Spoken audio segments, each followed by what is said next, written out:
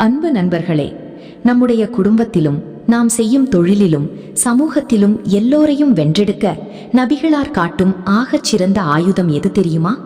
அது நம்முடைய கனிவான நடத்தைதான். நபிகள் நாயகம் ஸல்லல்லாஹு அலைஹி வஸல்லம் அவர்கள் கூறுகிறார்கள், இறைவன் கனிவானவன், அவன் அனைத்து காரியங்களிலும் கனிவையே விரும்புகிறான். ஆம் நண்பர்களே, கோபத்தையோ கடுமையான வார்த்தைகளையோ விடுத்து நம்மை சுற்றி வாழும் மனிதர்களிடம் இன்முகத்தோடும் கனிவோடும் நடந்து கொள்வோம். மென்மையான அணுகுமுறையே நம் வாழ்வில் நிம்மதியையும் இறைவனின் எல்லையற்ற நற்கூலிகளையும் கொண்டு சேர்க்கும். அன்பு நண்பர்களே, நம்முடைய குடும்பத்திலும் நாம் செய்யும் தொழிலிலும் சமூகத்திலும் எல்லோரையும் வென்றெடுக்க நபிகளார் காட்டும் ஆகச் சிறந்த ஆயுதம் எது தெரியுமா? அது நம்முடைய கனிவான நடத்தைதான்.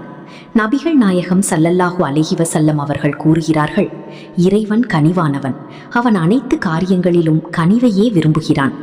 ஆம் நண்பர்களே, கோபத்தையோ கடுமையான வார்த்தைகளையோ விடுத்து நம்மை சுற்றி வாழும் மனிதர்களிடம் இன்முகத்தோடும் கனிவோடும் நடந்து கொள்வோம்.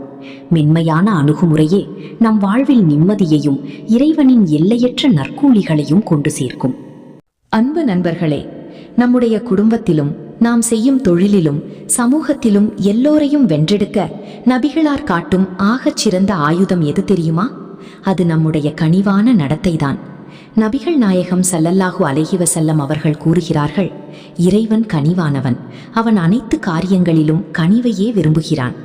ஆம் நண்பர்களே, கோபத்தையோ கடுமையான வார்த்தைகளையோ விடுத்து நம்மை சுற்றி வாழும் மனிதர்களிடம் இன்முகத்தோடும் கனிவோடும் நடந்து கொள்வோம்.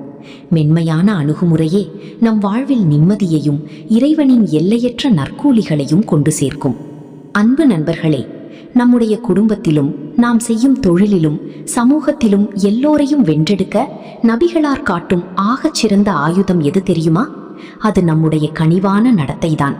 நபிகள் நாயகம் ஸல்லல்லாஹு அலைஹி வஸல்லம் அவர்கள் கூறுகிறார்கள், இறைவன் கனிவானவன், அவன் அனைத்து காரியங்களிலும் கனிவையே விரும்புகிறான். ஆம் நண்பர்களே, கோபத்தையோ கடுமையான வார்த்தைகளையோ விடுத்து நம்மை சுற்றி வாழும் மனிதர்களிடம் இன்முகத்தோடும் கனிவோடும் நடந்து கொள்வோம். மென்மையான அணுகுமுறையே நம் வாழ்வில் நிம்மதியையும் இறைவனின் எல்லையற்ற நற்கூலிகளையும் கொண்டு சேர்க்கும்.